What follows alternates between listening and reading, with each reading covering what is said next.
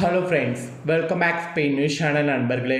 இன்றைக்கி இந்த வீடியோவில் மிக முக்கியமான ஒரு ஆன்மீக பரிகாரத்தை தான் அதிரடியாக இந்த வீடியோவில் பார்க்க போகிறோம். ஸோ என்ன ஆன்மீக பரிகாரம் பார்க்க போகிறோம் அப்படிங்கிறத ஃபஸ்ட்டு இன்ட்ரோவில் ஷேர் பண்ணுறேன், வாங்க பார்ப்பீங்க. ஸோ 2026 2வது மாதமான பிப்ரவரி மாதமானது நடந்துகிட்ருக்கு. நாளை நாள் பிப்ரவரி மாதத்துடைய 26ஆம் நாள். அதே போல் தமிழ் மாதம் பார்த்திங்கன்னு வச்சுக்கோங்களேன், மாசி மாதத்துடைய 14ஆம் நாள் கிழமை. அதே போல் நாளை நாள் வியாழக்கிழமை. நாளை நாள் வரக்கூடிய இந்த வியாழக்கிழமை ரொம்ப ஸ்பெஷல் வியாழக்கிழமை என்று சொல்லலாம். நாளைய வியாழக்கிழமை அப்படி என்ன ஸ்பெஷல் நாள் அப்படின்னு கேட்குறீங்களா? நாளைய வியாழக்கிழமை பார்த்திங்கன்னு வச்சுக்கோங்களேன், தசமியானது வருது. நாளை நாள் வரக்கூடிய தசமி மாசி மாதத்தில் வரக்கூடிய தசமி. இந்த தசமி சாதாரண தசமி கிடையாது, மிகவும் ஒரு எச்சரிக்கையான தசமி. அப்படி என்ன எச்சரிக்கையான தசமி அப்படின்னு பார்க்கும்போது, நாளை நாள் மாசி மாதத்தில் வரக்கூடிய ஒரு சிறப்பான வியாழக்கிழமை வரக்கூடிய தசமி. ஆக்சுவலி வியாழக்கிழமை அப்படிங்கிறது சாதாரண நாள் கிடையாது.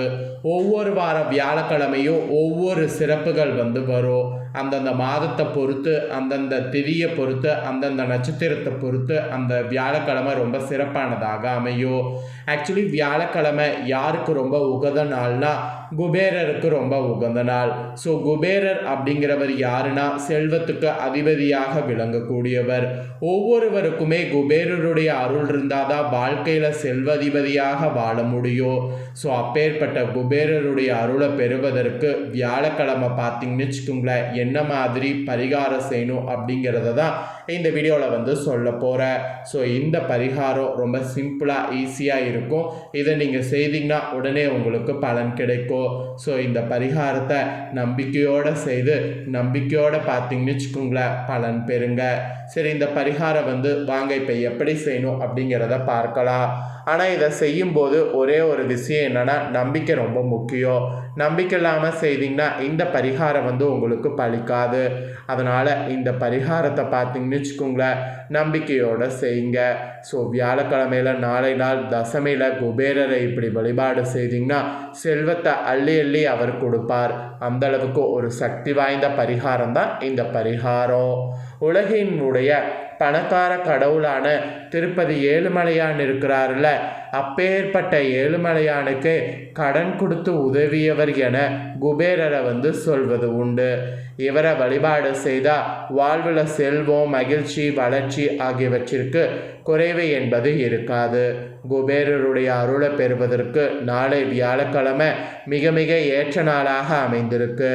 ஆக்சுவலி வியாழக்கிழமையில் பார்த்திங்கன்னு வச்சுக்கோங்களேன், குபேரரை எந்த நேரத்தில் எந்த முறையில் வழிபட்டால் என்னென்ன பலன் கிடைக்கும் என்பது ஜோதிடர்கள் சொல்லியிருக்காங்க. ஸோ குபேர வழிபாடு மிக விரைவாக பலன் தரக்கூடியது என்பது சொல்லியிருக்காங்க. அதனால தான் அவங்க சொன்னதை நீங்கள் முயற்சி செய்து பாருங்கள் என்பதை இந்த வீடியோவில் உங்களுக்கு சொல்ல வர. சரி, குபேர வழிபாடு எப்படிங்கிறத வாங்க பார்க்கலாம். செல்வத்தின் அதிபதியாக திகழக்கூடிய குபேரனை வழிபடுவதற்கு ஏற்ற நாளாக வியாழக்கிழமை கருதப்படுகிறது. வெள்ளிக்கிழமையில் எப்படி மகாலட்சுமியை வேண்டி வழிபடுகிறோமோ அதே போலதான் வியாழக்கிழமையில் குபேர வழிபாடு செய்வது சிறப்பு. குபேரர் செல்வத்தின் கடவுள் என்பதால் அவரை வழிபடுவதன் மூலம் செல்வ வளம் பெருகும் என்பது நம்பிக்கை. குபேரரை அவருக்குரிய மந்திரங்களை சொல்லி வழிபடுவது, மகாலட்சுமியோடு சேர்த்து வழிபடுவது குபேரருடைய மனதில் மகிழ்ச்சியை ஏற்படுத்தி நமக்கு அவருடைய அருளை ஈஸியாக பெற்றுத்தர்ற மாதிரி சூழ்நிலை அமையும். அதனால தான் வியாழக்கிழமையில் குபேரரை வழிபாடு செய்யணுங்கிறது சொல்லப்படுது. இப்போ அவரை எப்படி வழிபாடு செய்யணும் அப்படிங்கிற முறையை உங்களுக்கு சொல்லித்தரேன். அந்த முறையை இந்த வீடியோவில் தெரிஞ்சுக்குங்க. வியாழக்கிழமையான நாளை நாள் காலையில் எந்திரிச்சு குளித்து முடித்துருங்க. அப்புறம் வீட்டை சுத்தம் செய்யுங்க. வாசல் இருக்குல்ல உங்கள் வீட்டில், அந்த வாசலில் பச்சரிசி மாவலால் கோலம் போடுங்க. வாசல் நிலைப்படிக்கு சந்தனம் தெளித்து மஞ்சள் குங்குமம் வைங்க. பின்னர் வழக்கம் போல் பூஜரைக்கு குபேரர் படமோ சிலையோ இருந்தால் அந்த படத்திற்கு முன் குபேர விளக்கோ அல்லது மண் அகல் விளக்கோ அல்லது பித்தாள விளக்கோ இருந்ததுன்னா அந்த விளக்கை ஏற்றுங்க. அதுவும் தாமரை மலர், சங்கு ஆகியவற்றை இருபுறமும் வைத்து விளக்கேற்றி வழிபாடு செய்யுங்க. மகாலட்சுமி போல் குபேரனுக்கும் நெல்லிக்காய் படைத்து வழிபடுவது சிறப்பு. அவளோடு சிறிதளவு பால் மற்றும் சர்க்கரை சேர்த்து நெய்வேத்தியமாக கூட அதையும் படைங்க. இப்படி செய்வதால் நமக்கு குபேரருடைய அருள் கிடைத்து குடும்பத்தில் அனைத்து செல்வங்களும் கிடைக்கும் என்பது ஐதீகமாக சொல்லப்படுது. அதனால் நாளை நாள் இந்த முறையில் வழிபாடு செய்யுங்க. அதே போல் குபேரருக்கு விருப்பமான சில விஷயங்கள்னு இருக்குது. அதை நீங்கள் செய்தீங்கன்னா குபேரருடைய அருளை இன்னும் எளிதாக பெற முடியும். வீட்டில் குபேர விளக்கு இருந்தால் அதை வியாழக்கிழமையில் ஏற்றுவது சிறப்பு. விளக்கு ஏற்றும் போது அதில் நெய் அல்லது எண்ணெய் ஊற்றினீங்கன்னு வச்சுக்கோங்களேன், அந்த இதில் 2 கற்கண்டுகளை சேர்த்து ஏற்றணும். அதாவது வீட்டில் விளக்கேற்றணும்ல, அந்த குபேர விளக்கில் நெய்யும் இருந்தாலும் சரி நல்லெண்ணெய் இருந்தாலும் சரி, அந்த எண்ணெய் நெய்யில் 2 கற்கண்டுகளை சேர்த்து அந்த மாதிரி விளக்கு ஏற்றுவது நல்லது. குபேரருக்கு மிகவும் பிடித்தமானது சில்லறை நாணயங்கள். அதனால் குபேரர் சிலை இருந்தால் சில்லறைகளை பரப்பி வைத்து அதன் மீது குபேரருடைய சிலையை வைக்கலாம். அல்லது ₹1 நாணயத்தை வைத்து அதன் மீது குபேர விளக்கை வைத்து விளக்கேற்றலாம். அதே போல் ஒரே மாதிரியான நாணயங்கள் வைத்து குபேரருக்கு அர்ச்சனை செய்வது மிக மிக நல்லது. இப்படி அர்ச்சனை செய்த நாணயங்களை வேறு எதற்கும் பயன்படுத்தாமல் வியாபாரம் செய்யக்கூடிய இடங்கள், பணம் வைக்கக்கூடிய இடங்களில் வைத்தாலே படிப்படியாக செல்வநிலை என்பது உயர்ந்து கொண்டே இருக்கும். இதெல்லாம் குபேரருக்கு விருப்பமான விஷயங்கள். இந்த விஷயங்கள்லாம் செய்தீங்கன்னா குபேரர் ரொம்ப சந்தோஷப்பட்டு உங்களுக்கு நிறைய பார்த்தீங்கன்னு வச்சுக்கோங்களேன் நல்லது செய்வார். அதனால் இந்த விஷயங்கள்லாம் செய்ய மறக்காதீங்க. அப்புறம் குபேர வழிபாடு நாளை நாள் செய்யணும்னு நான் சொன்னல, அதுக்கு ஏற்ற நேரம் என்னங்கிறத சொல்லிடுறேன். அந்த நேரத்தையும் தெரிஞ்சுக்குங்க. குபேர மந்திரத்தை மனதில் உச்சரித்து கொண்டே விளக்கேற்றினால் மிகவும் நல்லது. அந்த விளக்கேற்றுவது பூஜை செய்வது அதெல்லாம் எப்போ செய்யணும் அப்படின்னு பார்த்தீங்கன்னா, நாளைய வியாழக்கிழமை சரியாக மாலை 5 மணியிலிருந்து 8 மணி இருக்குல்ல, அந்த மாலை நேரத்தில் தான் நீங்கள் பூஜை செய்யணும். உங்கள் வீட்டு நிலைவாசல் படியில் வடக்கு திசை நோக்கி குபேர விளக்கு ஏற்றி அதுக்கப்புறம் வீட்டில் பூஜையிலே பார்த்தீங்கன்னு செல்வம் குறையாமல் பெருகி கொண்டே இருக்க வழிபாடு செய்யணும். ஏன் வடக்கு திசையை சொல்கிறேன்னா, வடக்கு திசையானது குபேரனுக்காக இருக்கக்கூடிய திசை. அந்த இடத்துல குபேரர் இருப்பதாக சொல்லப்படுது. அதனால தான் வீடுகளில் பணம் அல்லது நகைகள் வைக்கக்கூடிய பெட்டி அல்லது பீரோ வடக்கு திசை பார்த்து திறப்பது போல இருக்க வேண்டும் என்று சொல்லப்பட்டு இப்போ வரைக்கும் அப்படி வைக்கப்படுது. குபேரருடைய திசையான வடக்கு திசையில் குபேர சிலையை வைத்து வழிபடுவது மேலும் பூஜையில் செல்வத்தை சேர வழிவகுக்கும். அதனால் அந்த மாதிரி செய்ய மறக்காதீங்க. பூஜை செய்ய உகந்த நேரம் மாலை 5 மணிலேருந்து 8 மணி வரை. அந்த நேரத்தில் தான் நான் சொன்ன நீங்கள் வழிபாடுகள்லாம் செய்யணும். அதாவது இந்த வீடியோவில் நான் வழிபாடு செய்யணும் என்பதை சொல்லியிருந்தால அந்த வழிபாடை அந்த நேரத்தில் செய்யணும்.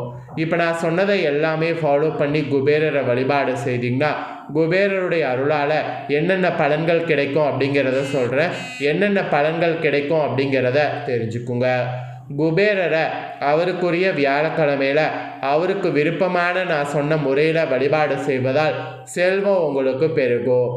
கடன் சுமையால் அவதிப்பட உங்களுக்கு குபேரரை வழிபட்டால் கடன் பிரச்சனைகள் தீர்ந்து நிம்மதியானது பெறுவீங்க. தொழில் மற்றும் வியாபாரத்தில் லாபம் அதிகரிக்கிற மாதிரி குபேர வழிபாடு உங்களுக்கு உதவும். எல்லாத்துக்கும் மேலே குடும்பத்தில் ஒற்றுமை, மகிழ்ச்சி, செழிப்பு இந்த 3மே நிலவுவதற்கு இந்த குபேர வழிபாடு சிறந்தது.